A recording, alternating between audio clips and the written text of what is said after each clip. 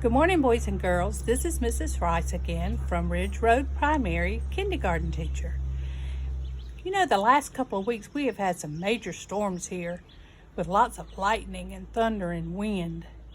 It can get kind of scary sometimes. I'm going to read you a book called Thunder Cake about a child who was afraid of storms and how her grandmother helped her overcome the fear of thunderstorms. The book is called Thunder Cake by Patricia Polacco.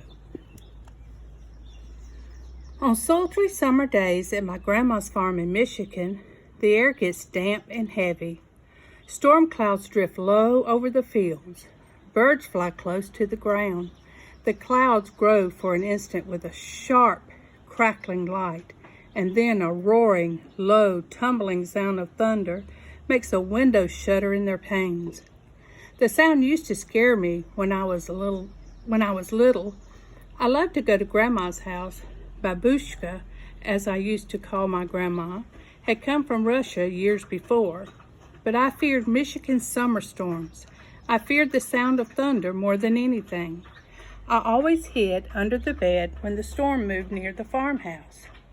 This is the story of how my grandma, my Babushka, helped me overcome my fear of thunderstorms.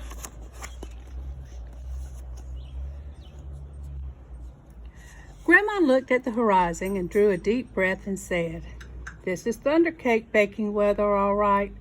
Looks like a storm coming to me."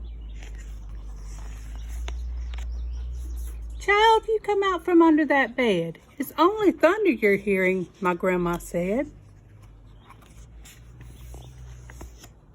The air was hot, heavy, and damp.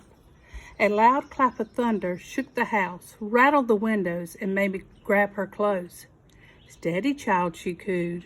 "Unless you let go of me, we won't be able to make a thunder cake today." "Thunder cake?"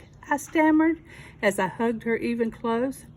"Don't pay attention to that old thunder, except to see how close the storm is getting. When you see the lightning, start counting. Real slow. When you hear the thunder, stop counting. That number is how many miles away the storm is. Understand?" she asked. "We need to know how far away the storm is so we have time to make the cake and get it into the oven before the storm comes, or it won't be real thunder cake." Her eyes surveyed the black clouds away off in the distance. Then she strode into the kitchen. Her worn hands pulled a thick book from the shelf above the wood stove. "Let's find that recipe, child," she crowed as she lovingly fingered the grease-stained pages to a creased spot. "Here it is, thunder cake." She carefully pinned the ingredients on a piece of paper. "Now let's gather all the things we'll need," she exclaimed as she scurried toward the back door. We were by the barn door when a huge bolt of lightning flashed. I started counting like Grandma told me to. 1, 2, 3, 4, 5, 6, 7, 8, 9, 10. Then the thunder roared. 10 miles. It's 10 miles away," Grandma said as she looked at the sky. "About an hour away, I'd say." "You'll have to hurry, child. Gather them eggs careful like," she said. "Egg from me no Nellie peck hen. I was scared. I knew she would try and peck me." "I'm here. She won't hurt you. Just get them eggs," Grandma said softly. The lightning flashed again. 1, 2, 3, 4, 5, 6, 7, 8, 9, I counted. 9 miles, Grandma reminded me. "Milk is next. Milk from old Kick Cow." As Grandma milked her, Kick Cow turned and looked mean right at me. I was scared. She looked so big. Zip went the lightning. 1, 2, 3, 4, 5, 6, 7, 8, I counted. Broom went the thunder. 8 miles, child, Grandma croaked. "Now we have to get chocolate and sugar and flour from the dry shed." I was scared as we walked down the path from the farmhouse through tangleweed woods to the dry shed. Suddenly, the lightning slit the sky. 1, 2, 3, 4, 5, 6, 7, I counted. Boom, ba-boom, crashed the thunder. It scared me a lot, but I kept walking with Grandma. Another jagged edge of lightning flashed as I crept into the dry shed. 1, 2, 3, 4, 5, 6, I counted. Crackle, crackle, boom, kaboom, the thunder bellowed. It was dark and I was scared. I'm here, child, Grandma said softly from the doorway. Hurry now, we haven't got much time. We've got everything but the secret ingredient. 3 overripe tomatoes and some strawberries, Grandma whispered as she squinted at the list. I climbed up high on the trellis. The ground looked a long way down. I was scared. I'm here, child, she said. Her voice was steady and soft. You won't fall. I reached 3 luscious tomatoes while she picked strawberries. Lightning again. 1, 2, 3, 4, 5, I counted. Kabang! Boom! Maroom! The thunder growled. We hurried back to the house and the warm kitchen, and we measured the ingredients. I poured them into a mixing bowl while Grandma mixed. I churned butter for the frosting and melted chocolate.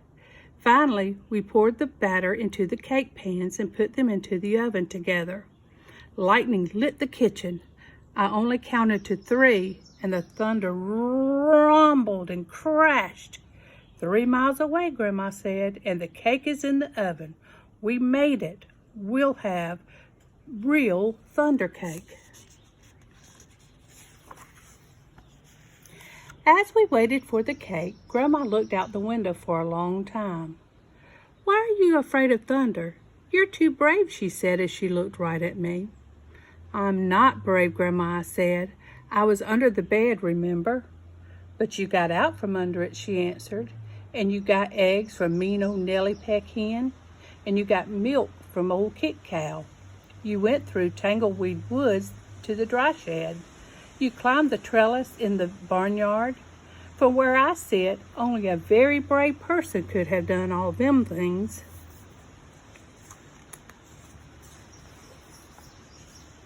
I thought and thought as the storm rumbled closer. She was right. I was brave. Brave people can't be afraid of a sound, child, she said, as we spread out the tablecloth and set the table. When we were done, we hurried into the kitchen to take the cake out of the oven. After the cake had cooked, we frosted it.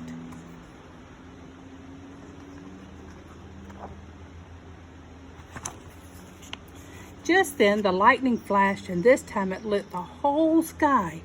Even before the last flash had faded, the thunder roared, rolled, boom, crashed, boom, just above us. The storm was here. Perfect, Grandma cooed. Just perfect. She beamed as she added the last strawberry to the glistening chocolate frosting on top of our thunder cake.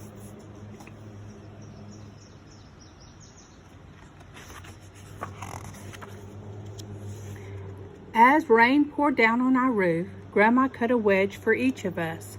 She poured us steaming cups of tea from the samovar.